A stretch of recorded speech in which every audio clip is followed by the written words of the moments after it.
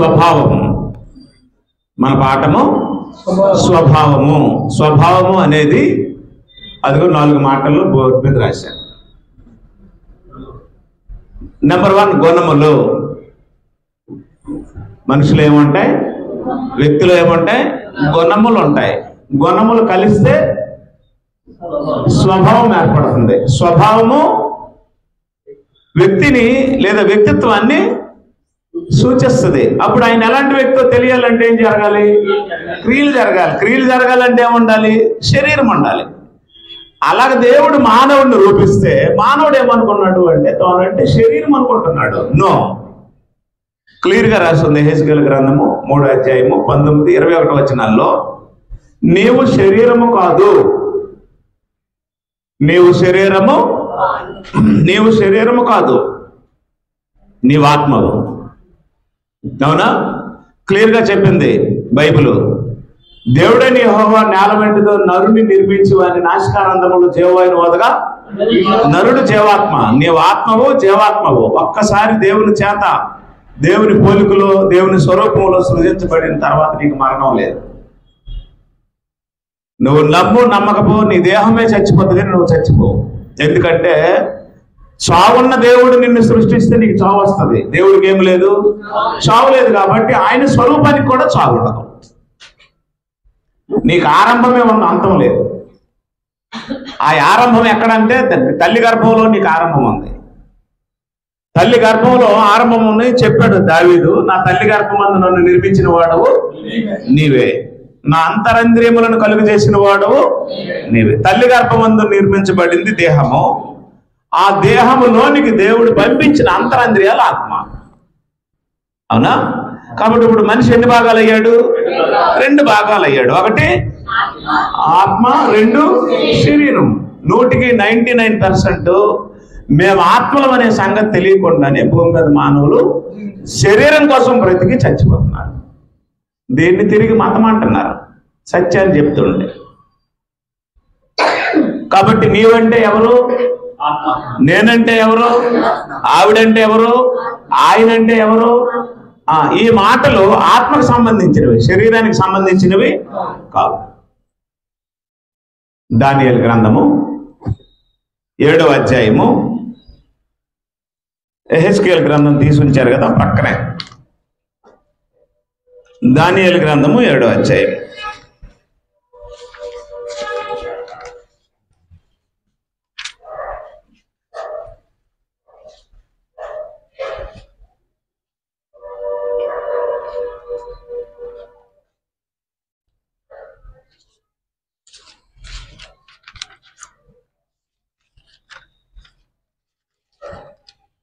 దానియేలును నేను నా దేహములో మనోదుఖము గలవాడినై ఉన్నానని చెప్పాడు దానియేలు.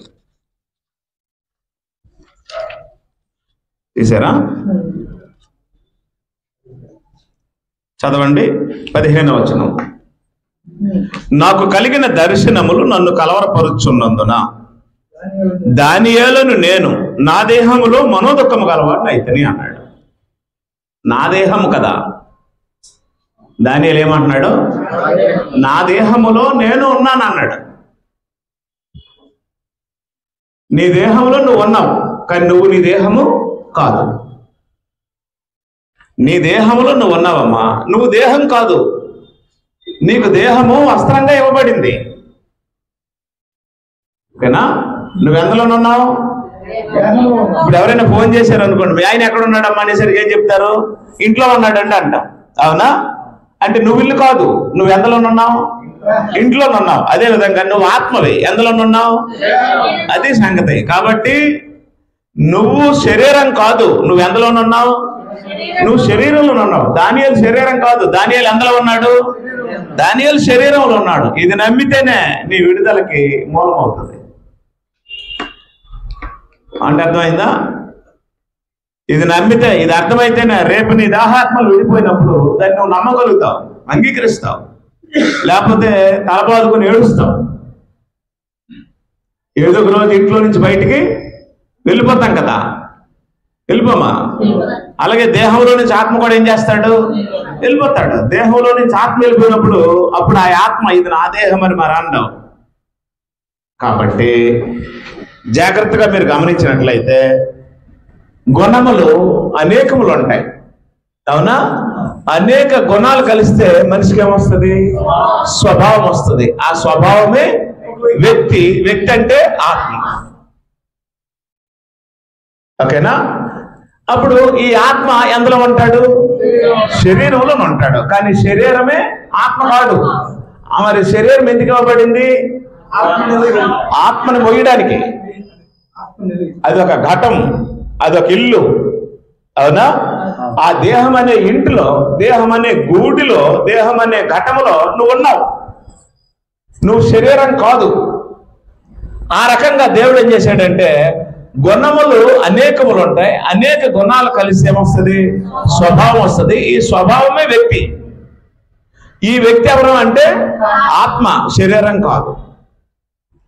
ఆ వ్యక్తికి ఒక స్వరూపం ఏర్పడుతుంది. అవునా? ఆ స్వరూపమే వ్యక్తిత్వం.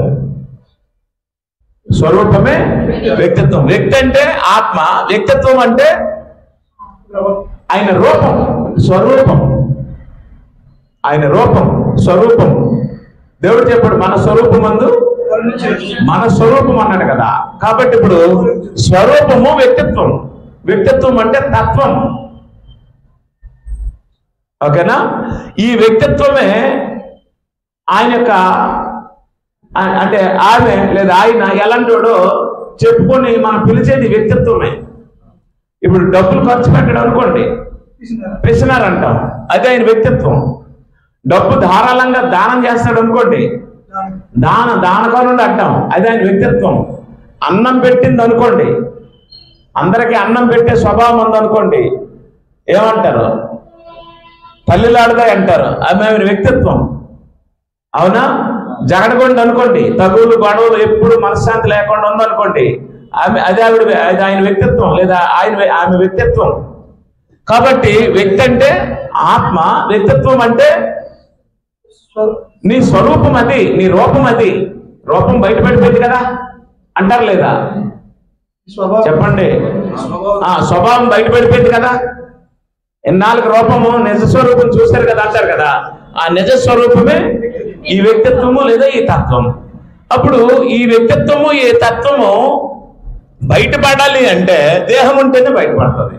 అప్పుడు దేహం ఉంటే దేహంతో ఏం చేస్తాం? క్రియలు చేస్తాం. మంచిమైనా సరే చెడ్డమైనా సరే మనం చేసే క్రియలే మన వ్యక్తిత్వాన్ని బయలుపరుస్తాయి, బయటికి తెలియజేస్తాయి. నువ్వు ఎలాంటి మనిషివో బయటపడతావు. అందుకే అనేక మంది పెద్దలు ఏం చెప్తారంటే ఎక్కువ మాట్లాడకండి అంట, ఎక్కువ మాట్లాడొద్దంట, మౌనంగా ఉంటే గౌరవం అంటాడు. మూర్ఖుడైనా సరే 10 మందిలో మౌనంగా ఉంటే జ్ఞానిగా ఎంచబడతాడని రాశాడు సొలొమోను. అది పద్ధతి అన్నమాట. కాబట్టి ఇప్పుడు ఏం జరిగింది అంటే ఇలాంటి వ్యక్తిత్వాలు కలిగినటువంటి 5 రకాల వ్యక్తులు గ్రంథంలో ఉన్నారు. అందులో మొదటి వ్యక్తి సాతాను. సాతాను వ్యక్తి శరీరంతో ఉన్నాడా?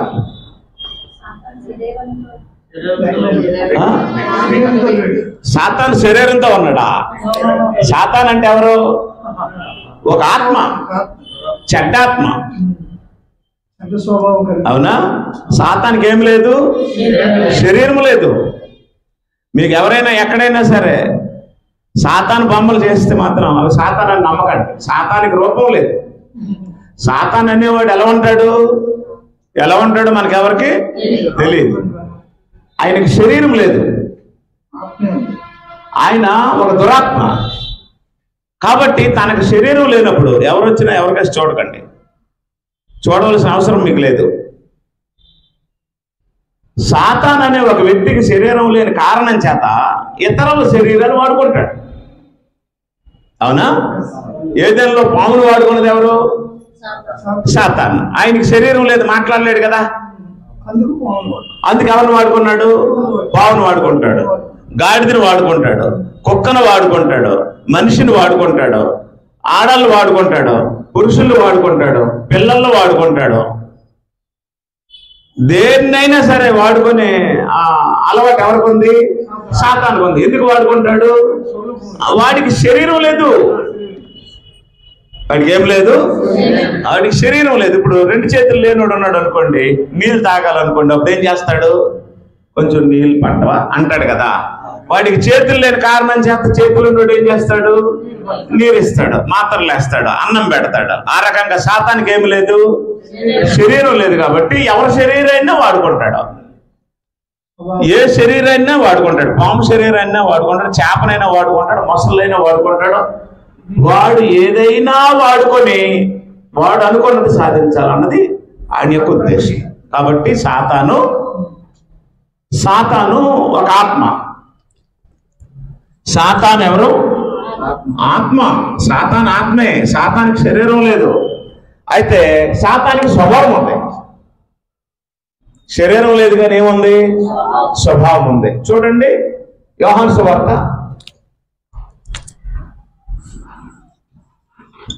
8:44. యోహాను సువార్త 8:44 మీరు మీ తండ్రి యొక్క అపవాది సంబంధులు. అది సంగతి. సాతానికి ఏముందట? దురాశ అనే స్వభావం ఉంది. సాతానికి ఏముంది? దురాశ అనే స్వభావం ఉంది. మీకు ఎవరికైనా దురాశ ఉందా? ఎవరికి దురాశ లేదా? అసలు మనుషులకి దురాశ ఉండదా? దురాశ అంటే ఏంటి?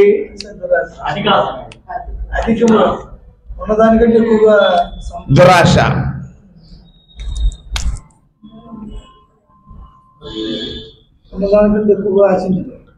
ఎప్పుడు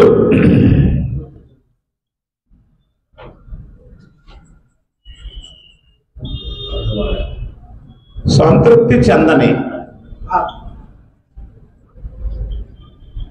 బలమైన చెడ్డ కోరిక. ఎప్పుడు సంతృప్తి చెందని బలమైన చెడ్డ కోరిక. ఇంకో మాట రాసుకోవాల్సి వస్తే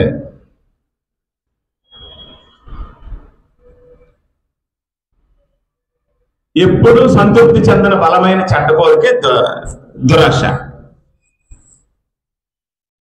ఓకేనా? ఇంకో మాటలో చెప్పుకోవాలి అంటే ఎదుటి వారివి ఆశించడం.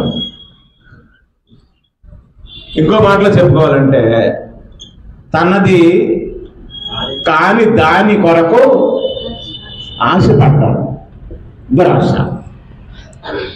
అవునా? మనకి కాని దానికోసం మనం ఆశపడటమే దురాశ. అదేదైనా సరే దురాశ అంటే అర్థం ఏంటంటే ఎన్నడూ ఎప్పుడు సంతృప్తి చెందని బలమైన చెడ్డ కోరికే దురాశ. ఓకేనా? ప్రతి పురుషుడికి ఒక భార్యని ఇచ్చాడు, భార్యతో సంసారం చేయమన్నాడు. ప్రతి స్త్రీకి ఒక భర్తనిస్తాడు, సంపూర్ణంగా భర్తకి లోపడమంటాడు. అప్పుడు భర్తను గాక ఇంకే పురుషుడినైనా సరే ఏ రకంగా చూచినా అది దురాశ. భార్యను గాక ఏ స్త్రీనైనా ఏ రకంగా చూసినా ఆలోచించుకున్నా అది దురాశ. ఇటు దురాశ ఎవరికి ఉంటుంది? సాతానికి ఉంటుంది. కాబట్టి సాతాన్ యొక్క స్వభావం ఏంటి? సాతాన్ అంటే ఆత్మ. ఆత్మకి ఏముంది? ఆత్మకి దురాశ ఉంది. అయితే వాడికి దాన్ని నెరవేర్చుకోవడానికి ఏమి లేదు, శరీరం లేదు. కాబట్టి ఇప్పుడు నెరవేర్చుకోవడానికి ఏం చేస్తాడు? శరీరాన్ని చూస్తాడు. ఎవరికైతే ఎవరు దొరుకుతారా అని చూస్తాడు. ఆడికి శరీరం లేదు. ఇప్పుడు యవనస్తులు ఉన్నారు, యవనస్తులు పిల్లలు, పెళ్లి కాని పిల్లలు ఉన్నారు, యవనస్తులు. ఈ యవనస్తులకి ఎవరిలో దురాశ ఉందా చూస్తాడు, ఏ విషయంలో దురాశ ఉందా చూస్తాడు. వీళ్ళు ఎవరికైనా లవ్కి అట్రాక్ట్ అయిపోతారా, ఎవరికైనా పడిపోతారా, ఎవరి చేతిలోనైనా వీళ్ళు మోసపోతారని చూసి ఎవరినో ఒకరిని వీళ్ళ ముందు డ్యాన్స్లు వేయిస్తాడు, బలు డ్రైవింగ్ చేయిస్తాడు, ఎర్రేస్తాడు. అప్పుడు వీళ్ళు ఏం చేస్తారు? ఆడి దురాశలకి, దురాశ ఎవడది? సాతానుది. వేషాలు వేసినాడు ఎవడో పోకిరివాడు. అందువల్ల ఏం చేస్తాడంటే ఎవరిలో దురాశ ఉందని చూస్తాడు. యవనస్తుల్ని, దురాశ ఉన్న యవనస్తులు చూసి పోకిరి వాళ్ళని వాళ్ళ ముందు తిప్పుతాడు. అప్పుడు ఈ పిల్లలు ఏమని అర్థం చేసుకోవాలంటే, చూడవే పోకిరి వాళ్ళు సాతాను పంపించాడు. సింపుల్గా తెలుసుకోవచ్చు అనమాట. ఆడు మీ మేనమామ కొడుకు కాదు, ఆడు మీ అత్తగారు అబ్బాయి కాదు, మీ రక్త సంబంధం కాదు, మీ చుట్టపడైతే అలా తిరగవలసిన అవసరమే వాడికి లేదా, ఇంటికే వస్తాడు. అర్థమవుతుందా? కాబట్టి దురాశ ఎవరిది? సాతానుది. ఆడి దురాశ తీర్చుకోవాలంటే ఎవరిని పంపిస్తున్నాడు? ఎవరినో ఒకరిని పంపిస్తాడు. పురుషులే కాదు, స్త్రీల్లో కూడా పోకిరి స్త్రీలు ఉన్నారు, లేరా? మీరు రీల్స్ కానీ చూసినట్లయితే భయంకరంగా ఉన్నటువంటి స్త్రీలు మేకప్ వేసుకుని ఏమైపోతున్నారు? హీరోయిన్ల కంటే గొప్ప అందంగా కనపడుతున్నారు. ఒక పక్క ఈ ఫోటో చూపిస్తాడు, ఒక పక్క ఈ ఫోటో చూపిస్తాడు. ఈ ఫోటో చూపిస్తే బొగ్గులాగా ఉంటుంది, ఈ ఫోటో చూపిస్తే బంగారు బొమ్మలాగా ఉంటుంది. చాలా మంది రాస్తారు మేకప్కి ఎంత పవర్ ఉందా అంటాడు. వాడికి అర్థం అవట్లేదా? చెప్పండి. ఈ వేషాలను వేయించింది ఎవరు? సాతానే ఇస్తాడు. నేనేం చెప్తున్నానంటే నేచురల్గా నువ్వు అందంగానే ఉన్నావు, ప్రత్యేకంగా వేరే రంగులు వేసుకోవాల్సిన అవసరమో లేదు. నువ్వు అందంగా ఉన్నావు అనేది నిన్ను నిండుగా చూస్తేనే అందంగా ఉన్నట్టు కనబడతావు. కంపేర్ చేసుకొని చూస్తే ఎప్పుడు నువ్వు అందంగా కనపడవు. మీ భార్యని మీరు చూడండి, ఆవిడ అందంగా కనపడుతుంది, ఆవిడ అందగత్తే. ఇంకొకరు చూసి ఆవిడ చూడకండి, అక్కడే గొడవలు వచ్చేస్తాయి, తగ్గులు వచ్చేస్తాయి. మీకు పాయింట్ అర్థం అవట్లేదా? మనకి కంపారిజన్ వల్ల ఏమైపోయిందంటే కొంపలు కూలిపోతున్నాయి. నీ భార్యను చూడు అంతే, ప్రేమతో చూడు, దీనత్వంతో చూడు, అభిమానంతో చూడు, ఆప్యాయంతో చూడు, నీకంటే చిన్నదని చూడు, నీకు దేవుడు ఇచ్చాడని చూడు, అందంగా ఉంటుంది. పక్క ఆవిడ చూసి కానీ ఆవిడ చూసామనుకోండి డిఫరెంట్గా ఉంటుంది, మాటలు తేడా వస్తాయి. ఏంటి మనుషులు చూసిన తర్వాత మాటలు మారిపోయి నీకు అంటారు వాళ్ళు అనరా? అంటారు. కాబట్టి నేనేం చెప్తున్నా సాతానికి ఏముంది? దురాశ ఉంది. ఈ దురాశ అంటే అర్థం ఏమిటి అంటే నువ్వు సంతృప్తిగానే ఉన్నావు, కానీ ఇంకా నీకేదో కావాలి, ఇంకా నీకేదో కావాలి, ఇంకా నువ్వేదో చేయాలని ఒక భ్రమలోనికి, ఒక దురాశలోనికి నిన్ను తీసుకెళ్తాడు. అది వాడి యొక్క ప్రథమ లక్షణం. ప్రథమ లక్షణం. దేవుడు నాకు ఇంత ఇచ్చాడు, దేవుడు నాకు ఎలాగే ఇచ్చాడు, దేవుడు నాకు చాలు, నాకు తృప్తిగా ఉన్నాను, ఏ లోటు లేదు అని అనుకో, ఆ రోజు ఆనందంగా ఉంటుంది, సంతోషంగా ఉంటుంది. యోహాను రాసిన సువార్త 8:44 ఇలా రాస్తుంది, మీరు మీ తండ్రి అపవాది సంబంధులు మీ తండ్రి దురాశలు నెరవేర్చగోరుచున్నాడు. ఆది నుండి వాడు నరహంతకుడై ఉండి సత్యమందు నిలిచిన వాడు కాడు. రెండోది వాడి స్వభావం ఏంటట? హంతకుడు. సాతాను యొక్క స్వభావం ఏంటి? హంతకుడు. హంతకుడు దేంతో హత్య చేస్తాడు? కత్తు, గొడ్డలో, ఇతరత్ర ఏవో కొన్ని పనిముట్లు, లేదా విషమో, లేకపోతే ఇంకేదో ఇచ్చి మనుషులు ఏం చేస్తాడు? చంపేస్తాడు. కానీ ఇక్కడ మనం ఏం చేస్తాము అంటే ఎవరిని కత్తితో కానీ, గొడ్డలతో కానీ, కొడవలతో కానీ, విషంతో కానీ, ఇతరత్ర దేంతో మనుషుల్ని చంపం. కానీ దేంతో చంపేస్తామట? మాట. మామూలు మాటలు కాదు అన్నాడు. కత్తిపోటు వంటి మాటలు కలరు అన్నారు. ఒక్కొక్కరు మాట్లాడితే ఏమవుతుంది? ఆ మాటలతో చంపేసే బదులు ఏదో ఇచ్చి చంపవచ్చు కదా అంటారు. బొర్రలో బొరటీలు ఒక్కొక్కరు మాట్లాడితే ఏమవ్వాలనిపిస్తుంది? చచ్చిపోవాలనిపించేస్తుంది అనమాట. అది కత్తిపోటు లాంటి మాటలు. విషం ఇచ్చినా సరే అంత భయంకరంగా ఉండవు ఆ మాటలు. లోపల అంతరాత్మలో, లోపల అంతరందిరాలన్నీ రకరకాలైనటువంటి బాధల్లోకి వెళ్ళిపోతుంటాయి ఆ మాటలకి. సింపుల్గా మాట్లాడేస్తారు, నెమ్మదిగా మాట్లాడేస్తారు, కానీ పేగులు దిగిపోతాయి ఆ మాటలకి. అలాంటి మాటలు ఆడేవారు మనుషుల్ని చంపేస్తారు. కత్తిపోటు కంటే భయంకరమైన మాటలు. కాబట్టి దయతో మీరు గుర్తుంచుకోండి, వాడి స్వభావం ఏంటంటే మనుషులు ఏం చేస్తాడు? మాటల ద్వారా చంపించేస్తాడు. మాటల ద్వారా చంపించేస్తాడు. మూడో విషయం ఏంటి అంటే చదవండి,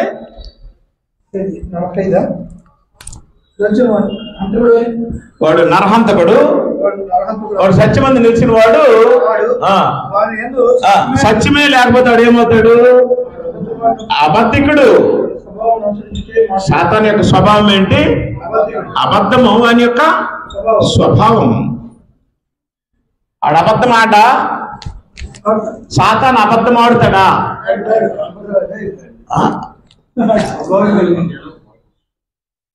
అబద్ధమే వాడి స్వభావం.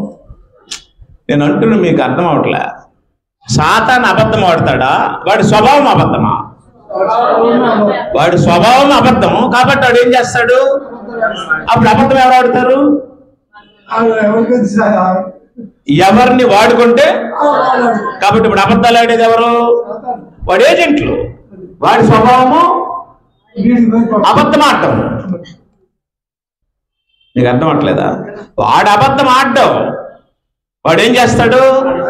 వాడి స్వభావం చేత మనలో ఏం చేస్తాడు? అబద్ధాలు ఆడిస్తాడు. అబద్ధం ఆడడానికి వాడికి నోరు లేదు కదా. సాతాను అబద్ధం ఆడతాడా? మరేం చేస్తాడు? ఆడిస్తాడు. అప్పుడు అబద్ధం ఆడేవారు ఎవరు?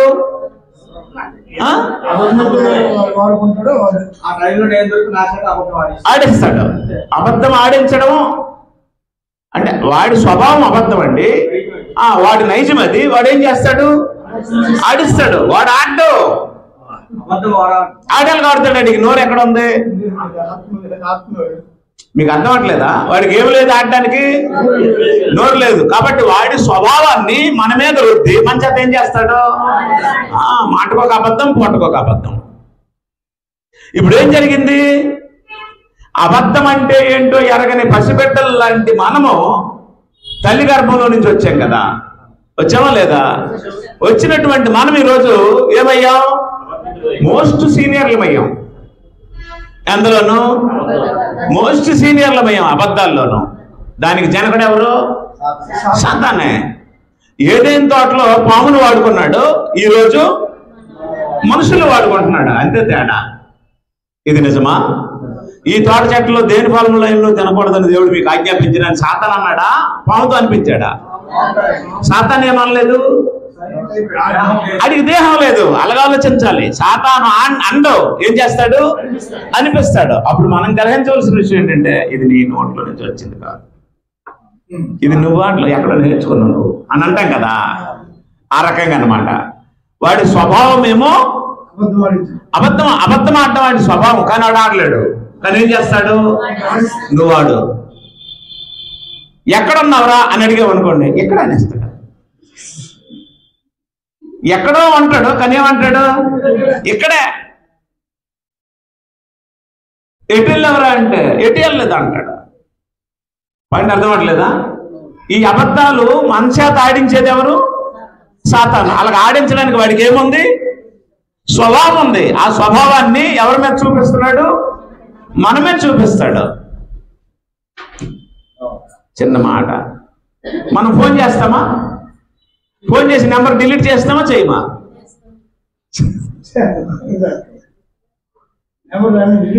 అది కూడా అబద్ధమే. పాయింట్ అర్థం అవట్లేదా? నేను ఫోన్ చేసిన తర్వాత నా ఫోన్ నెంబర్ని, నా ఫోన్ లిస్ట్ని నా భార్య చూడగలిగితే నేను యథార్థవంతుడిని. అవునా? నా భార్య ఫోన్ చేసిన తర్వాత ఆ ఫోన్ నెంబర్ని నేను చూడగలిగితే ఆవిడ యథార్థవంతురాలు. అవునా? మరి ఆవిడ మట్టుకు ఆవిడ డిలీట్ చేసి నా మట్టుకు నేను డిలీట్ చేసి మేము ఎవరి తరపున పని చేస్తున్నాము? అది సంగతి. ఇప్పుడు ఫోన్ కూడా ఒక సాధనంగా నీ చేతికి ఇచ్చాడు ఆయన. ఇప్పుడు ఫోన్ చూస్తే ఏమవ్వాలంటే షాక్ అవుట్ పెట్టవాలి జనాలకి. నరకము వదలదు అది. అంటే మనం మంచిగా వాడుకోవచ్చండి. ఇప్పుడు ఇది ఇది ఇది పెట్టడం. అవునా? దేనికి వాడాలి? దీనికి మంచిగా వాడాలి. బూత్ మాటలు కూడా రాయొచ్చు దీంతో. అవునా? వల్గర్ లాంగ్వేజ్ కూడా రాయొచ్చు దీంతో. అవునా? కానీ ఇది మంచిగా దేవుడు ఇచ్చాడా, చెడుకు దేవుడు ఇచ్చాడా? అలాగే మొబైల్ కూడా దేవుడు మన ఉపయోగం కోసం ఇచ్చాడా, మనం నాశనం అయిపోవడానికి ఇచ్చాడా? మరి మనం దాన్ని బట్టే మన స్వభావం మారిపోతుంది. అదేందుకు మనకి 20-30 వేలు, ₹1,00,000 పెట్టి కొనుక్కొని? జస్ట్ మీరు ఆలోచించండి. స్వభావం ఎవరిది? సాతానికి స్వభావం ఉంటుందా? ఉండదా? ఆత్మ కదా ఆయన, అవునా? ఆత్మ అయితే డెఫినెట్ గా ఏముంటది? ఆత్మకు స్వభావం ఉంటుంది, శరీరానికి ఏ స్వభావం ఉండదు. జ్ఞానేంద్రియాలు ఆత్మ ఉన్నప్పుడు పనిచేస్తాయి. ఉప్పు ఎక్కువైందా, కారం ఎక్కువైందా, తెల్లగొందా, నల్లగొందా, మంచా చెడ్డ అనే ఈ జ్ఞానేంద్రియాలు, ఎవరు ముట్టారు ఎవరు తట్టారు అనే ఈ జ్ఞానేంద్రియాలు ప్రాణము ఆత్మ నీ దేహంలో ఉన్నప్పుడు మాత్రమే పనిచేస్తాయి. ఆ తర్వాత అవి మరి పనిచేయవు. ఆ తర్వాత నువ్వు చచ్చి శవం అయిపోతే కొడుకు వచ్చాడా, కోళ్ళు వచ్చిందా, మనవడు వచ్చాడా, మనవరాలు వచ్చిందా, ఆ విజయవాడలో ఉన్న వాళ్ళు వచ్చారా, ఈ వైజాగ్లో ఉన్న వాళ్ళు వచ్చారా, అందరూ నన్ను చూస్తున్నారా, ఏడుస్తున్నారా లేదా అనే స్పర్శ మరి ఆ దేహానికి ఉండదు. కారణం ఏంటంటే జ్ఞానేంద్రియాలు పనిచేయవు. అవునా? జ్ఞానేంద్రియాలు పనిచేయాలంటే ఏం జరగాలి? ప్రాణాత్మలు లోపల ఉండాలి. ప్రాణము ఆత్మ బయటికి పోతాయి. ప్రాణాత్మలు పోయిన తర్వాత ఇక దేహానికి ఏం జరుగుతుందో అనవసరం. కాబట్టి ఇప్పుడు మనం తెలుసుకోవాల్సిన విషయం ఏంటంటే ప్రాణాత్మలు అంటే ఇప్పుడు ప్రాణాత్మలు కలిగినటువంటి మనిషి ఎలాగైతే విషయాన్ని గ్రహించగలడో అదేవిధంగా సాతానికి దేహం లేదు కాబట్టి ఆత్మగా వాడు ఈ లక్షణాలు కలిగి ఉన్నాడు. ఒకటి, వాడికి ఏముంటది? దురాశ ఉంటది. ఆడ ఆశలు వాడు తీర్చుకోలేక వాడి ఆశలు మనుషులు తీర్చుకుంటే వాడు సంతోషిస్తాడు. అప్పుడు దురాశ ఏంటంటే నీకు ఒకటే ఉంది, 1 + 1 = 1. ఈ 1 రామమూర్తి గారు, ఈ 1 దేవిక గారు = 1 అవుతారా 2 అవుతారా? 1 అవుతారు. నేను ఇంకేదో లెక్కలు రాజు అనుకుంటారు. వీళ్ళు తమ తల్లిని తండ్రిని విడిచి వారు ఏకమవుతారు అన్నాడు కదా. 1 + 1 1 స్పిరిచువల్ ఫార్ములాలో లెక్కల ప్రకారం అయితే 2 అయితే సుఖం ఉండదు, సంతోషం ఉండదు. నీ మంచం నీది, నా మంచం నాది, నీ కంచం నీది, నా కంచం నాది, నీ బోరుసులు నీవి, నా బోరుసులు నాది, నీ దుప్పటి నీది, నా దుప్పటి నాది, నీ డబ్బులు నీవి, నా డబ్బులు నావి, నీ అప్పులు నీవి, నా అప్పులు నావి. ఈ పేపర్లు ఉన్నాయి కదా ఆస్తులు, నీకు సగం నాకు సగం. అది 1 + 1 = 2 అయితే. కానీ ఇప్పుడు 1 + 1 = 1 అయితే నీ ఉండదు, ఏముంటది? నా ఉండదు, ఏముంటది? మనం ఉంటది. ఈ పేపర్లు తీసుకెళ్ళు అని అన్నాడు ఆయన వచ్చి, లోకేష్ గారు వచ్చి పేపర్లు తీసుకెళ్ళు లోపల పెట్టు అన్నాడు. అప్పుడు ఆ అమ్మ ఎవరివి అని అడుగుతుంది. అప్పుడు ఆయన ఏం చెప్తాడు? నావంటాడా మనవంటాడా? అంతే. ఇప్పుడు 1 + 1 2 అయ్యారా 1 అయ్యారా? 1 అయ్యారు. ఇప్పుడు అదే ఆ అమ్మే కానీ ఈ డబ్బులు నావండి అన్నది అనుకోండి, నువ్వు 1 అయిపోతావు. ఇప్పుడు రమణమూర్తి గారు వచ్చి ఈ డబ్బులు ఈ చేతం అందింది, ఈ డబ్బులు లోపల పెట్టి అన్నారు. ఎవరు వండి డబ్బులు అని అనేసరికి ఏమంటారు ఆయన? మనవండి, మనవే, మన డబ్బులు అంటారు. ఇదిగోండి మీవి ఎక్కడ పెట్టానో ఇవి ఇది తీసుకోండి, నావి ఎక్కడ ఉన్నాయి ఇవి ముట్టకండి అని అంటే అప్పుడు ఏమైపోతారు? 2 అవుతారు. మనం 2 అవ్వాలని దేవుడు కలిపాడా, 1 అవ్వాలని కలిపాడా? మీరు 1ఏనా? ఎక్కచ్చలేవు సీట్లు కడతానరా. ఇప్పుడు తిమోతి గారు లక్ష్మి గారు 1, అవునా? సాల్మన్ రాజు సలోమి 1, అవునా? లోకేష్ గారు అమ్ములు 1, అవునా? రావణమూర్తి గారు దేవిక గారు 1, అవునా? చెప్పండి, మనం 1 ఆ 2 ఆ? 1 + 1 1. ఎందాక ఎవరో 2 కాదు మనం. ఓకేనా? రైట్. ఇప్పుడు ఏం జరిగింది అంటే వాడు అబద్ధం ఆడడు, కానీ అబద్ధం ఆడించాలనే స్వభావం మాత్రం వాడిలో ఉంది. పాయింట్ అర్థమైందా బాబు? ఆత్మగా వాడు అబద్ధం ఆడలేడు. వాడు అబద్ధం ఆడాలంటే ఏముండాలి? 4 పెదాలు ఉండాలి. నా సార్ అర్థమైందా? కాబట్టి వాడు అబద్ధం ఆడడు, కానీ వాడి స్వభావాన్ని చూపించాలి అంటే మనల్ని ప్రేరేపిస్తాడు. ప్రేరేపించడా? డబ్బులు ఉన్నాయటండి అని అడిగాము, అప్పుడు తడేమోనని వెంటనే ఏమనేస్తాం? మరి అది అబద్ధమే కదా. మీకు అర్థం అవట్లేదా? ఇప్పుడు నీ స్వభావాన్ని మార్చుకోకుండా ఉండాలి అంటే డబ్బులు ఉన్నాయండి అని అన్నీ ఏమనాలి? ఉన్నాయండి అనాలి. ఎంత ఒక ₹1,00,000 ఉన్నాయండి? ఉన్నాయండి. 10 లక్షలు కూడా ఉన్నాయండి అన్నాను. అయితే ఇస్తారేటంటే ఇవ్వమని. అది అబద్ధం కాదు కదా. నీకు అర్థం అవట్లేదా? అమ్మ డబ్బులు ఉన్నాయా మేరమ్మ అని అడిగాను. ఆవిడ ఉన్నాయి డబ్బులు, ఏమనాలి? ఉన్నాయి తమ్ముడు, లేదా ఉన్నాయి బ్రదర్ అని అనాలి. ఎంత ఉన్నాయమ్మా? ఎంత ఉంటే అంతే చెప్పండి. నా దగ్గర ఒక 20 లక్షలు ఉన్నాయని చెప్పండి. అప్పుడు నాకు ఇస్తావేటమ్మా అన్నాను. అప్పుడేమని చెప్పాలి? ఏమననియండి. మీకు అర్థం అవట్లేదా? ఉన్నవి లేవంటే అబద్ధం, ఉండి ఇవ్వనంటే యథార్థం. మీకు అర్థం అవట్లేదా? నా దగ్గర 10 లక్షలు ఉన్నాయి కానీ మీకు ఇవ్వను, అది అబద్ధమా నిజమా? నిజమే. నా దగ్గర 10 లక్షలు ఉన్నాయి కానీ మీరు అడిగితే ఏమనేసాను? అది అబద్ధం. ఒక డబ్బే కాదు, ఏదైనా సరే డైరెక్ట్గా అలా ముఖం మీద చెప్పేసరికి కొన్నాళ్ళకి ఏమైపోద్ది? ఆ మనిషి అబద్ధం ఆడతాం. ఆ మనిషి ఏం చేయడు? ఉంటాయి కానీ అబద్ధం ఆడడం. బాగా అర్థమైందా? అప్పుడు నీ స్వరూపం బయటపడుతుంది. ఏం స్వరూపం అంటే ఆయన యథార్థవంతుడు, ఆమె యథార్థవంతురాలు. మనకి ఇవ్వకపోతే ఇవ్వకపోవచ్చు, దానికి ఉంది. వాళ్ళు యథార్థంగా బ్రతుకుతున్నారు.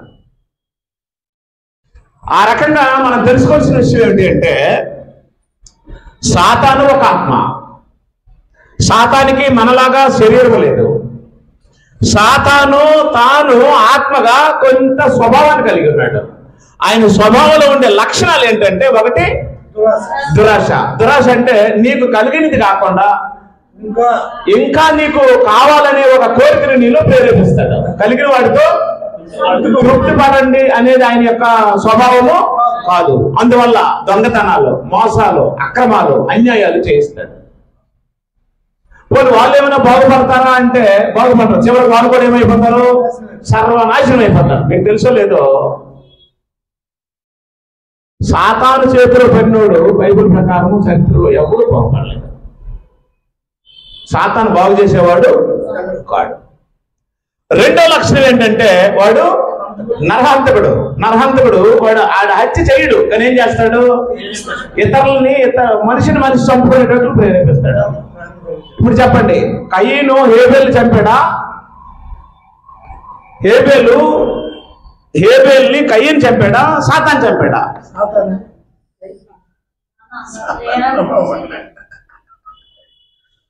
చిన్నోడు హేబేలు, పెద్దోడు కయీను. కయీను వెళ్ళి హేబేలు ఏం చేశాడు? చంపేశాడు.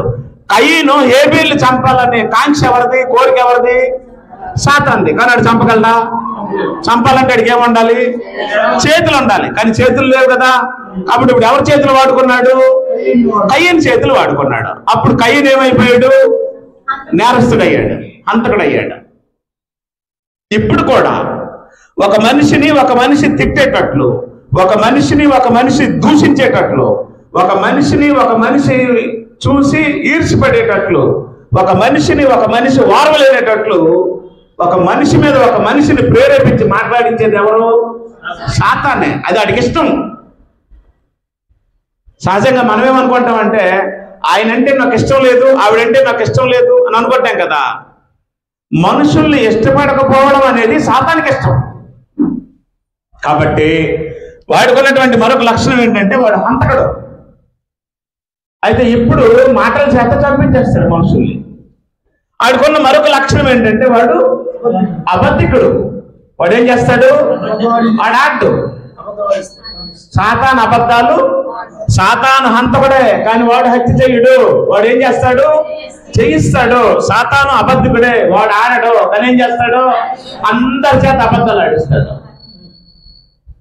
వాడికి అర్థమైందా? ఇంకొక గుణం కూడా ఉంది వాడికి. ప్రకటన గ్రంథం 12 అధ్యాయం 7-9 వచనాలు.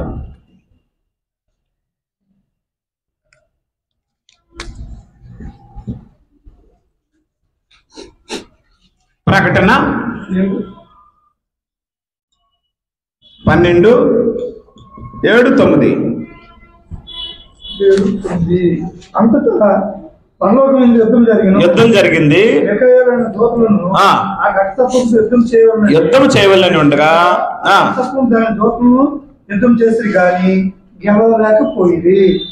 9వ వచనం, కాగా సర్వలోకమును మోసపుచ్చుచు అపవాదనియు సాతాననియు పేరు గల ఆది సర్పమైన ఆ మహా గడ సర్పం పడద్రోయబడిను.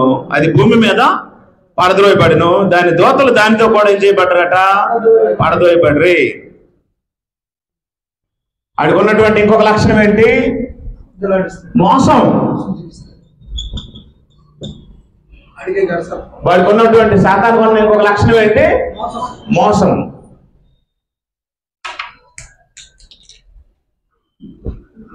ఇవాళ అంతా మోసమే కదా? అంతా మోసం కాదా? అంతా మోసమే. ఉదాహరణకి పాలులో అమ్మిన వాళ్ళు ఎవరైనా ఉన్నారా? పాలులో నీళ్ళు పోసి అమ్మిన వాళ్ళు ఉన్నారా? కాబట్టి పాలులో అమ్మితే వాడు మోసం చేసినట్టు కాదు. పాలులో ఏం కలుపుతాడు? నీళ్లు కలుపుతాడు. కాబట్టి ఇక్కడ ఏం జరిగింది? మోసం జరిగింది. ఆ మోసమో కాదని టెస్ట్ చేసుకోవడానికి ఏం చేస్తున్నాడు? మిషన్ కొనుక్కొని చెక్ చేసుకుంటున్నాడు. అవునా? లాక్టోమీటర్ కొని ఎందులో పెడుతున్నాడు? పాల్లో పెడితే అప్పుడు పాల్లో ఏమున్నాయని తెలుస్తుంది. ఇప్పుడు ఆ మీటర్ కొనకుండా పాల్లో నీళ్ళు కలపకుండా ఉండాలంటే ఏం చేయాలి? వాడు దేవుని కుమారుడై ఉండాలి. పాలెమ్మినుడు దేవుని కుమారుడైతే, సాతాను స్వభావం లేని వాడైతే, సాతాను స్వభావానికి తను తాను అమ్ముకోని వాడైతే వాడు ఏం అమ్ముతాడు? వాడు పాలే అమ్ముతాడు. మీకు నచ్చితే కొనండి, లేకపోతే మానేయండి. అవసరం అంటే ఇంకా మీకు అనుమానం ఉంటే ఎంతో మంది దగ్గర మోసపోయారు కదా, మిషన్ పెట్టి చెక్ చేసుకోండి అంటాడు. అర్థం లేదా? ఇవాళ మోసం ఎంత ఏ స్థాయిలోనే ఉంది? దొంగ నోట్లు, మంచి నోట్ల స్థానంలో దొంగ నోట్లు వచ్చాయి. బట్టలు బ్రాండ్, అన్బ్రాండ్. ఏదైనా ఒక వస్తువు వస్తే వెంటనే దానికి ఏమొచ్చేస్తుంది? డూప్లికేట్ వస్తుంది. మందులు డూప్లికేట్, సామాన్లు డూప్లికేట్. ఒకటి కాదు, మనుషులు ఏమైపోయారు అంటే మోసం చేయడానికి ఆరితేరిపోయారు. నీకు అర్థమైందో లేదు? మోసం చేయడానికి ఏం చేశారు? ఆరితేరిపోయారు. అందువల్ల డూప్లికేట్స్ అన్ని వచ్చేసాయి సొసైటీలోకి. ఒకవేళ మోసం చేయడం అనే ఒక గుణమే లేదనుకోండి, అప్పుడు మనుషులు ఎలా ఉంటారు? యథార్థంగా ఉంటారు, జెన్యూన్ గా ఉంటారు. ఎవరిని ఎవరు మోసము చేయరు. ఈ రోజు అనేక మంది ఉన్నతమైన స్థాయిలో, అనేక మంది గొప్ప గొప్ప స్థాయిలో ఉండడానికి గల కారణం ఏంటంటే మోసమే. అవునా? అంటే మనకంటే ఆ స్థాయిలో చేయడం రాదేమో కానీ మనం చిన్న చిన్న మోసాలు చేస్తాము. కానీ భయంకరమైనటువంటి మోసాలు చేసి స్కాములు చేసిన వాళ్ళు ఎంతో మంది లోకంలో ఉన్నారు. అలా మోసం చేయడం అనే లక్షణం ఎవరిది? సాతానుది. వాడు చేస్తాడా? చేయిస్తాడా? చేయిస్తాడు. ఇప్పుడు మోసం లేదా భూమి మీద? లేదా? ప్రతి వస్తువు మోసమే. ప్రతి వస్తువులోనూ మోసం కనబడుతుంది. ప్రతి సంఘటనలోనూ మోసం కనబడుతుంది. మోసం లేని ప్రాంతం ఎక్కడ ఉండదు. ఒక ఒరిజినల్ ఉందంటే డెఫినెట్ గా దానికి ఏముంటది? ఓ డూప్లికేట్ ఉంటది. ఈ డూప్లికేటే మోసం. ఎక్కరా? మోసం లోకం మోసంతో నిండిపోలేదా? మోసగాళ్ళు లేరా? ఉన్నారా లేరా?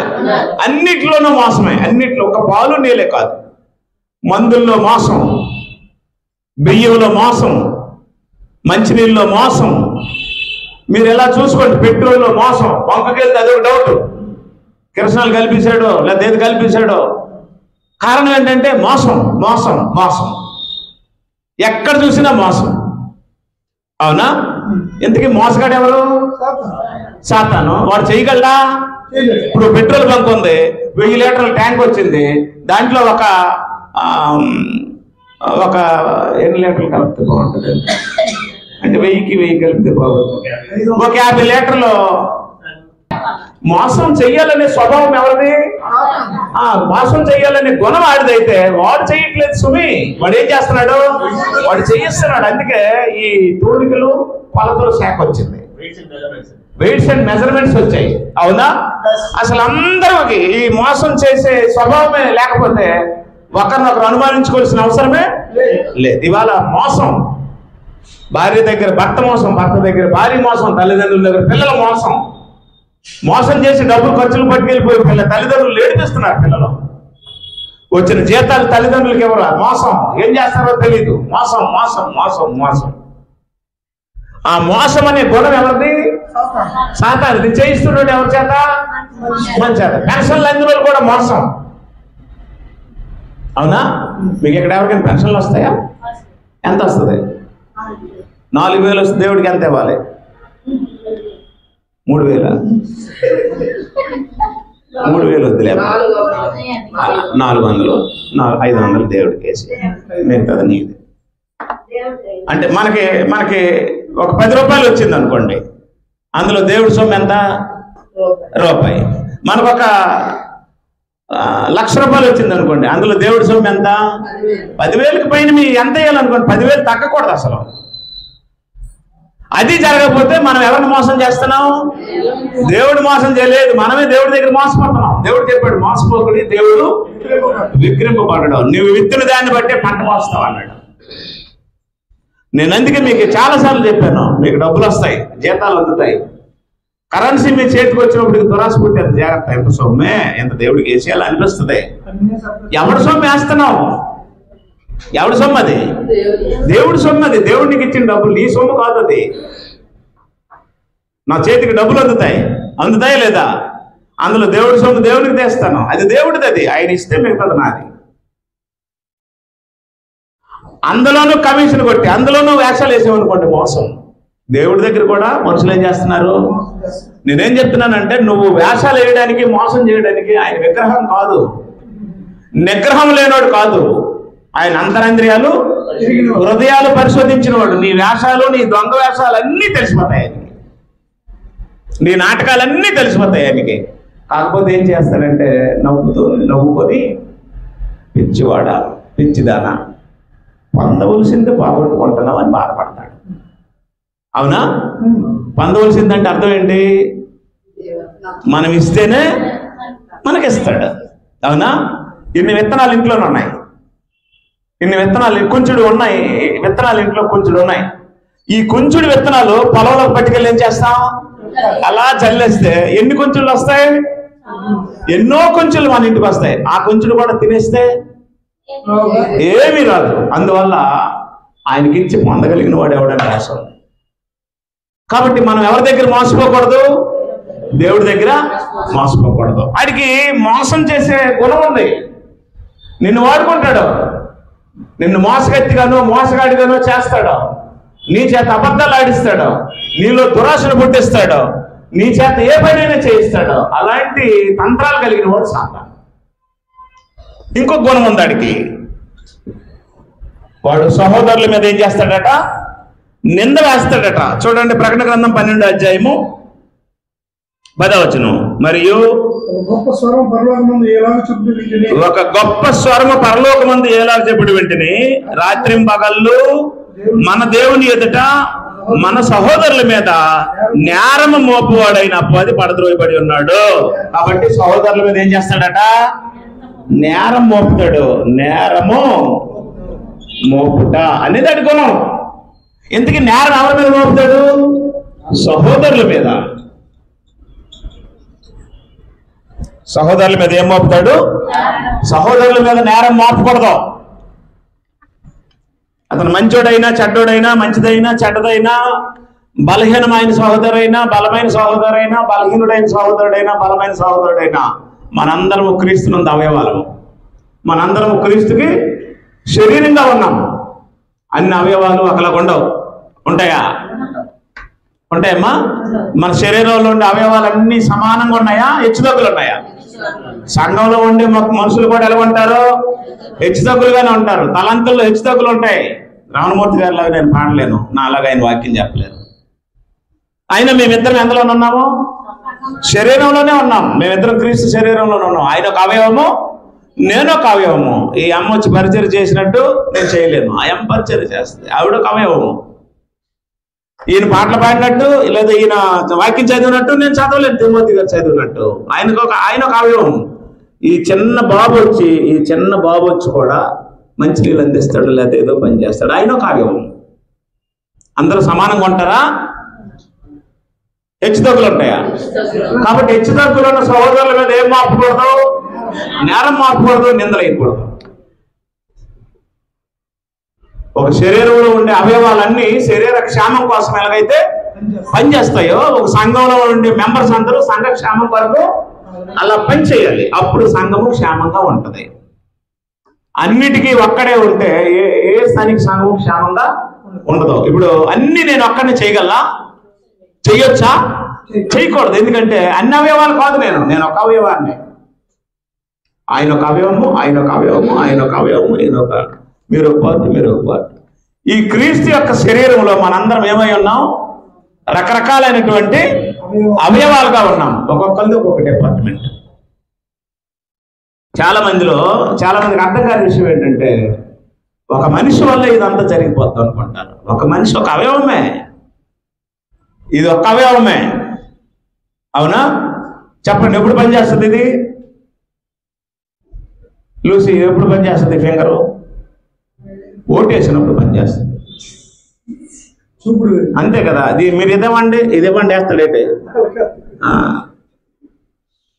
అబ్బే ఇది వద్దండి, ఇది కొంచెం లావుగా దీని మీద ఏంటంటే కొత్తది, ఇది చూపించబోయే ముందు అంటాడు. అవునా?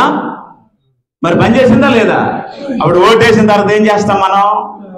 ఇదిగో నేను ఓటేసాను, మీరు కూడా ఓటేయండి అని పెద్ద వాళ్ళందరూ మనకు చూపిస్తారు కదా. ఇప్పుడు దీనికే ఎందుకు వేయాలి? దీనికి వేయొచ్చు కదా, అందంగా ఉంటది అని అనుకుంటుందా? అనుకోదు. అప్పుడు ఈ వేలన్నీ దేనికి సహకరిస్తాయి? ఈ వేలికి సహకరిస్తాయి. అంటే నువ్వు ఓటేసావు కదా, నువ్వు మాత్రమే ఎక్స్పోజ్ అవ్వు, మేము మాత్రం డౌన్ అవుతామని ఈ వేలన్నీ ఏమవుతున్నాయి? డౌన్ అవుతున్నాయి. అప్పుడు ఇదేం చేస్తుంది? డిస్ప్లే అవుతుంది. ఇదిగో ఓటేసాను. అంటే ఒక అవయవానికి మిగతా అవయవాలన్నీ ఏం చేస్తాయి? సహకరిస్తాయి. సంఘంలో ఉండే సభ్యులు ఒకరికొకరు ఏం చేయాలి? లోపాలు ఉంటాయి, బలహీనతలు ఉంటాయి, తప్పులు ఉంటాయి, పొరపాట్లు ఉంటాయి. కానీ ఒకరికొకరు ఏం చేయాలి? సహకరించుకోవాలి. నిందలు వేయకూడదు, నిందించకూడదు. నిందించడము నిందలేయడం అనేది ఎవరి స్వభావము? అది రాత్రి పగలు అదే పని. అర్థమైందా? ఒక మనిషిలో మంచి గుణాలు ఉంటాయా, చెడ్డ ఉంటాయా? రెండు ఉంటాయి. అయితే మనకేం కావాలి? మనకు మంచి చూడండి. మనం ప్రేమిస్తే, మనం అప్రిషియేట్ చేస్తే, మనం మెచ్చుకుంటే, మన ప్రేమను బట్టి ఏదో ఒక రోజు ఆ మనిషి, ఆ వ్యక్తిలో మార్పులు వస్తాయి. మనం ఎప్పుడు ద్వేషించినా, విమర్శించినా, వ్యతిరేకించినా ఏ వ్యక్తి మారడు. మీకు ఒకటే ఉదాహరణ, మనం మంచోళ్ళమా చెడ్డోళ్ళమా? మనం మంచోళ్ళమా చెడ్డోళ్ళమా? చెడ్డోళ్ళమే. అవునా? చెడ్డోళ్ళమైన మనం ఈరోజు మారామా మారలేదా? అంటే ఫుల్గా మారిపోయాము అని కాకుండా కొంచెం మార్పులు వచ్చాయి, రాలేదా? ఈ మార్పులు ఎలా వచ్చాయి? ఎవరి వల్ల వచ్చాయి? మంచివాడు వల్ల వచ్చాయి. ఎవరో మంచివాడు? యేసు ప్రభు వల్ల వచ్చాయి. అవునా? అట్టి మంచివాడి వల్ల దుర్మార్గులమైన మనలో ఏమొచ్చింది? మార్పు వస్తే మనం మంచి మనసుతో ఇతరులు చూసామనుకోండి, ఆ చెడ్డోళ్ళు కూడా ఏమవుతారు? మనం కేకలు వేయడం వల్ల, మనం అరడం వల్ల, మనం విమర్శించడం వల్ల, తిట్టడం వల్ల ఏ మనిషి మారలేదు. ప్రేమ ఉంటేనే మారుతారు, సహిస్తేనే మారుతారు, తగ్గించుకుంటేనే మారుతారు. చూసి చూసి చూసి చూసి ఏదో ఒక రోజు మన పొజిషన్కి వస్తారు. అందువల్ల సంఘంలో అందరి మధ్యలో ఏముండాలి? ఐక్యత ఉండాలి. ఐక్యత ఉండాలి. అంటే ఇప్పుడు ఒక తండ్రికి 2 పిల్లలు ఉన్నారు, లేదా 3 పిల్లలు ఉన్నారు అనుకోండి. వాళ్ళిద్దరు గొడవలు ఆడుకున్నా, వాళ్ళిద్దరు కొట్టుకున్నా, వాళ్ళిద్దరు విమర్శించుకున్నా ఆయనకి ఎంతో, ఆ తల్లిదండ్రికి ఎంతో బాధగా ఉంటుంది. ఏం పిల్లలు స్థిరంగా ఉండరు, సమాధానంగా ఉండరు, సంతోషంగా ఉండరు అని. మనిషిగా మనమే మన పిల్లలు కొట్టుకుంటే, తిట్టుకుంటే, విమర్శించుకుంటే, గిచ్చుకున్నా, గిల్లుకున్నా బాధపడతాము. మరి దేవుడు మనల్ని చూసి బాధపడ్డా. కాబట్టి ఒకరినొకరు ఏం చేయాలి? ఆదరించాలి, క్షమించాలి, తగ్గించుకోవాలి. క్రీస్తు శరీరంలో మనందరము అవయవాలుగా పనిచేయాలి. అందరూ పనిచేస్తేనే సంఘం క్షేమంగా ఉంటుంది. నేను ఒక్కడిని పని చేస్తే సంఘం క్షేమంగా ఉండదు. నేను ఒక్కడిని చేస్తే నా పని నేను చేస్తాను. అంటే అర్థమైందండి? రైట్. ఇప్పుడు మనం ఒకరి మీద ఒకరికి నిందలేసే పని ఎవరిది? మంది. సాధన నీకండి. ఇప్పుడు నిందలు ఎవరు వేస్తున్నారా? ఈయన మంచోడు కాదండి, ఈయన మంచోడండి, ఆవిడ మంచిదే కాదండి, ఈవిడ మంచిదే అండి, ఆయన అలాంటోడండి ఇలాంటోడండి అని మాట్లాడటమా లేదా? పని ఎవరిది? మంది. ఉద్దేశం ఎవరిది? అది. పని అర్థం అవట్లేదా? స్వభావం ఎవరిది? సాతాన్ది. వర్క్ ఎవరిది? మంది. ఇప్పుడు మనం ఎవరి తరపున వర్క్ చేస్తున్నాం? సాతాన్ తరపున వర్క్ చేస్తున్నాం. అవునా? విమర్శించడం నీ పని కాదు, తీర్పు తీర్చడము నీ పని కాదు, ద్వేషించడము నీ పని కాదు, దూషించడం నీ పని కాదు. మరి నీ పని ఏంటంటే నిన్ను వాళ్ళే అంతే. ఇప్పుడు యేసు ప్రభువు విమర్శించడానికి రాలేదు, తీర్పు తీర్చడానికి రాలేదు. క్లియర్ గా రాసి ఉంది. దేవుడు లోకముని ఎంతో కాగా ఆయన తన అద్వితీయ కుమారుడుగా పుట్టిన వారి విశ్వాసం ప్రతివాడు నశింపక నిత్య జీవం పొందినట్లు ఆయనను అనుగ్రహించింది. దేవుడు తన కుమారుణ్ణి లోకంలోకి తీర్పు తీర్చడానికి లోకంలోనికి పంపలేదు, కానీ లోకము తన కుమారుని ద్వారా తనతో సమాధాన పడి జీవం పొందినట్లు పంపించాడని రాసింది. అసలు మనల్ని విమర్శించాలంటే కంప్లీట్ గా విమర్శించగలిగే సామర్థ్యము, శక్తి యేసు ప్రభువుకు ఉంది. కానీ విమర్శించాడా? ఒక పాపిని ఆయన దగ్గర తీసుకెళ్తే పాపాలు లేని వాళ్ళు కొట్టండి అన్నాడు, కానీ ఆయన మాత్రము కొట్టలేదు, అమ్మా అని సంబోధించాడు. మనకి ఎవరైనా ఒక పాపి ఎదురుగా కనపడింది అనుకోండి, ఓలే అనేస్తాం. అవునా? అదేంటి ఎక్కడికి వచ్చింది అని అంటాం. అవునా? కానీ ఆ పాపిని కూడా యేసు ప్రభువు ఏమన్నాడు? అమ్మా అన్నాడు. అలాంటి భయంకరమైన పాపి మీ ఇంటి ముందు నుంచి వెళ్ళిపోయింది అనుకోండి, మీరు టక్కనే గేటేసేస్తారు. అవునా? పొరపాటున యేసు ప్రభువే పాపులతో మాట్లాడాడు, మనం కూడా పాపులతో మాట్లాడదాం. ఘోరమైన పాపి ఆయన మాట్లాడితే మారింది అనుకొని నేను రామమూర్తి గారు ఆ పాపి కాసి వెళ్ళి దగ్గరికి వెళ్ళి అమ్మ అన్నాం అనుకోండి, దానితో నీకేంటి ముచ్చట్లేదు ఎత్తరు. నిజమండి. ఆహా, నా భర్త పాపితో మాట్లాడుతున్నాడు, ఎంత గొప్ప సంఘటన ఈరోజు నేను చూశాను, దేవునికి స్తోత్రం నాయన అని అంటారా? చిన్న కోపం వచ్చిందని సరే నువ్వు గొప్ప సంవత్సరం ఎంతకల్లా దాంతో మాట్లాడలేదు ఏంటి అనేస్తారు లేదా? బుద్ధి అలాంటిది. మరి మనం ఏం చేస్తాం? రైట్. నేనేం చెప్తున్నాను అంటే స్వభావం ఎవరిది? సాతానిది. లక్షణాలు ఎవరివి? సాతానివే. వర్క్ ఎవరిది? మనది. ఇప్పుడు మనం వర్క్ ఎవరి తరపున చేస్తున్నాం? సాతాన్ తరపున చేస్తున్నాం. ఎందుకు అంటే వాడికి శరీరం లేదు, మనకేముంది? శరీరం ఉంది. మీకు అర్థమైంది కదా? సాతానికి ఒక స్వభావం ఉంది లేదా? సాతానికి ఒక స్వభావం ఉంది. ఆ స్వభావాన్ని బట్టి వాడు ఏమీ చేసుకోలేడు, కానీ ఆది నుండి వాడు ఏం చేయాలనుకున్న మానవ శరీరాన్ని వాడుకుంటున్నాడు. మరి నిన్నెలా వాడుకుంటున్నాడో, నిన్నెలా వాడుకున్నాడో నాకు తెలియదు, నన్ను వాడుకున్నాడు నాకు తెలుసు. అయితే నాకు అర్థమైన తర్వాత ఏం జరిగిందంటే ఈ దేహము ఇక సాతాన్ది కాదు, ఈ నోరు ఈ అవయవాలు ఇక సాతానికి వాడపడకూడదు అని నిర్ణయించుకున్నాను. ఆ నిర్ణయం తీసుకుంటేనే మనం బాగా బ్రతుకుతాం, లేకపోతే బ్రతకలేము. ఇది ఎవరి స్వభావము? ఎవరి స్వభావం అండి? స్వభావం ఎవరిది? సాతాన్ది. స్వభావం ఉంటుంది, ఆత్మకి ఉంటది. అప్పుడు ఆత్మకి స్వభావం ఉంది, కానీ ఆ స్వభావాన్ని వ్యక్తపరచాలంటే ఏం చేయాలి? క్రియలు చేయాలి. క్రియలు చేయాలంటే ఏముండాలి? శరీరం ఉండాలి. సాతానికి ఏమి లేదు? శరీరం లేదు. కాబట్టి ఇప్పుడు ఎవరు శరీరాలు వాడుకుంటున్నాడు? కయ్యేను దగ్గర నుండి పాము దగ్గర నుండి నేటి వరకు సాతాను వాడుకొని శరీరం అంటే ఏమీ లేదు. ఇవి అన్యం పుణ్యం తెలియని మన గర్భంలో నుంచి పుట్టినటువంటి పసిపిల్లలు కూడా రేపు కాలేజీకి వెళ్ళే టైం వస్తే వాళ్ళు కూడా ఏం చేస్తాడు? వాడుకుంటాడు. ఏం లేదు, సింపుల్. కాలేజ్ ఉందేట్రా అని వాళ్ళ నాన్న అడుగుతాడు, లేదనేస్తాడు అంతే. ఒకళ్ళు ఉండి లేదంటే ఏమాడినట్టు? వర్క్ ఇచ్చారేట్రా అని అడుగుతాడు, వర్క్ ఇచ్చారు కానీ చేయబడుతుందని ఏమంటాడు? లేదంటాడు. సింపుల్ అన్నమాట. అందువల్ల నేనేం చెప్తానంటే పిల్లలకి, మీరు దెబ్బలు కాసినా పర్వాలేదు, ఇస్తానన్న వస్తువు పోగొట్టుకున్నా పర్వాలేదు, కానీ చిన్నప్పటి నుంచి ఏ మాట అలవాటు చేసుకోవాలి? నిజం మాట్లాడటమే అలవాటు చేసుకోవాలి. తప్పు చేసినా సరే డైరెక్ట్గా వచ్చి ఏం చెప్పాలి? ఆడు నన్ను కొట్టేశాడు డాడీ అని చెప్తావు కదా, ఎరా ఆడిని కొట్టాడని చెప్తున్నావు, అవునా? నువ్వు ఆడిని కొట్టావా లేదా అని అడిగినప్పుడు ముందు ఏం చెప్పాలి? నేను ఆడిని కొట్టాను, ఆ తర్వాత ఆడు నన్ను కొట్టాడని చెప్పాలి. అప్పుడు అది అబద్ధం అవదాం. ఆయన అర్థం అవట్లేదా? ఇది ఎప్పటి నుంచి రావాలి?